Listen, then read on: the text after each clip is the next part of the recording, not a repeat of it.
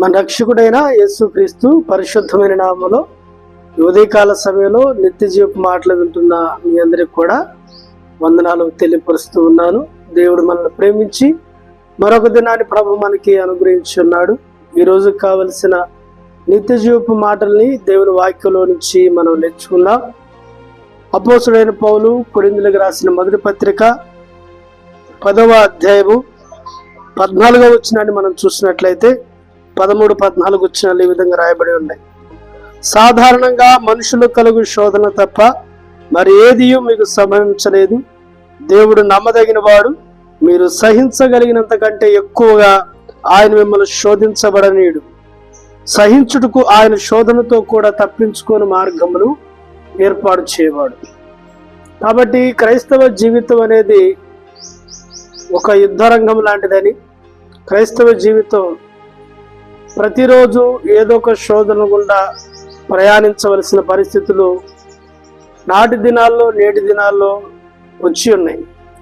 కాబట్టి తన సంఘాన్ని ఆయన పురుకొల్పుతూ మాట్లాడిన మాటలు ఏంటిదంటే, సాధారణమైన శ్రమలే మనకు వస్తాయి, సాధారణమైన శోధనలే మనకు వస్తాయి. ఇక్కడ రాయబడిన శోధన శ్రమతో పోలుస్తూ మాట్లాడుతూ వచ్చాడు.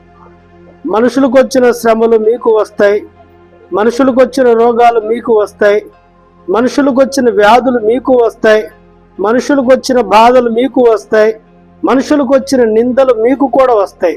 అయితే ఈ పరిస్థితుల్లో దేవుడు ఏమై ఉన్నాడు ఈ శోధన సమయాలలో అంటూ మాట్లాడుతూ, ఈ శోధన సమయంలో ప్రభు ఏమై ఉన్నాడో పౌలు గారు చెప్తూ ఉన్నాడు. శోధన తప్పించుకుని మార్గాన్ని ఆయన ఏర్పాటు చేస్తాడని, శోధనలో నమ్మదగిన దేవుడు మనతోనే ఉన్నాడని, శోధన సహించటానికి ప్రభు సహాయం ఇస్తాడని, శోధన జయించటానికి కూడా ప్రభు సహాయం చేస్తాడని, శోధనలో తప్పించుకుని మార్గాన్ని కలుగు చేస్తాడని పౌలు రాస్తూ వచ్చాడు. కాబట్టి శోధన అనేది చిన్నవానికి పెద్దవానికి అందరికీ ఏదో ఒక రకమైన శోధనలు, ఏదో ఒక రకమైన శ్రమస్సులు, ఏదో ఒక రకమైన కష్టాల గుండా వెళుతూ ఉండొచ్చు. నీ యొక్క శోధనలు, నీ యొక్క బాధలు, నీ యొక్క సమస్యలలో ప్రభు ఏమై ఉన్నాడో వాక్యం చెప్తున్న మాట, ఆయన నమ్మదగిన దేవుడై ఉన్నాడు, ఆయన సహించడానికి శక్తినిచ్చే దేవుడై ఉన్నాడు, ఆయన అలాంటి పరిస్థితుల్లో తప్పించుకొని మార్గాన్ని కలుగు చేయ దేవుడై ఉన్నాడు. యుగ సమాప్తి వరకు సదాకాలం ఉంటాయని చెప్పిన దేవుడు మీతోనే ఉన్నాడు. కాబట్టి శోధనలు ఎక్కడెక్కడి నుంచి వస్తాయి అనేది మనం లేఖనాల్లో ఒకసారి చూసినట్లయితే, దేవుని వాక్యం చూస్తే మనకు చెప్తుంది, శోధనలు సాతాను నుండి వస్తాయి.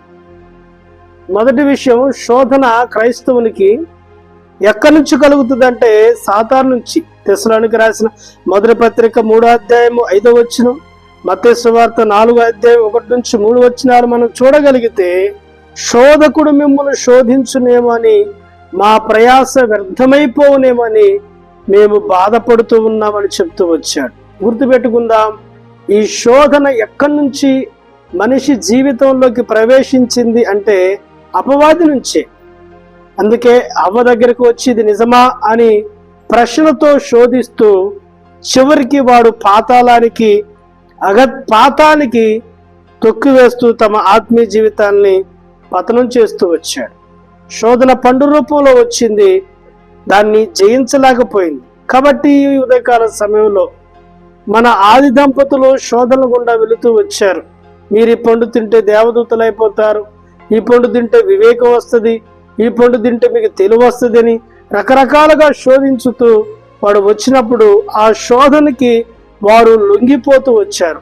గుర్తుపెట్టుకుందాం, శోధన సాతాను నుంచి, సాతాను సంబంధమైన వ్యక్తుల నుంచి, సాతాను సంబంధమైన సంస్థల నుంచి క్రైస్తవ జీవితానికి ఒక ముప్పుగా అవి ఉన్నాయి.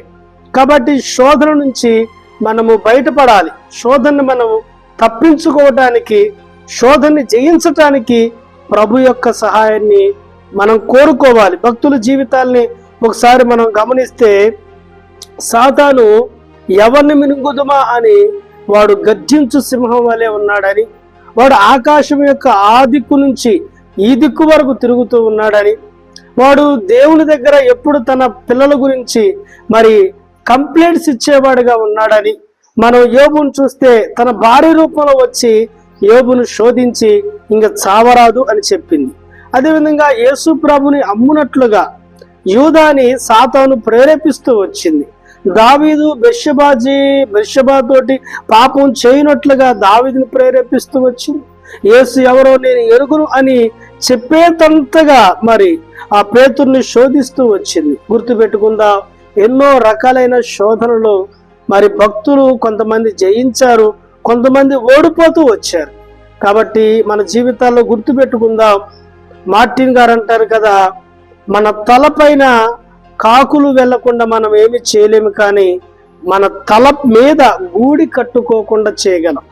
ఆకాశంలో కాకులు వెళ్లకుండా, మన తలపైన కాకులు వెళ్లకుండా ఏం చేయలేం, కానీ మన తల మీద గూడి కట్టుకోకుండా మాత్రం మనం చేయగలం. కాబట్టి సాతాను ఏ రూపంలోనైనా ఎవరి నుంచైనా కానీ, అది ఆత్మీయుల నుంచైనా కావచ్చు, అది సేవకుల నుంచైనా కావచ్చు, అది ఇంటి వారి నుంచైనా కావచ్చు, అది పొరుగు వారి నుంచి ఎటు నుంచైనా శోధన వస్తుంది. అయితే దాన్ని జయించటానికి మనము ప్రభు యొక్క సహాయాన్ని కోరుకోవాలి. కీడు విషయం అయితే దేవుడు ఎన్నడూ శోధించడు.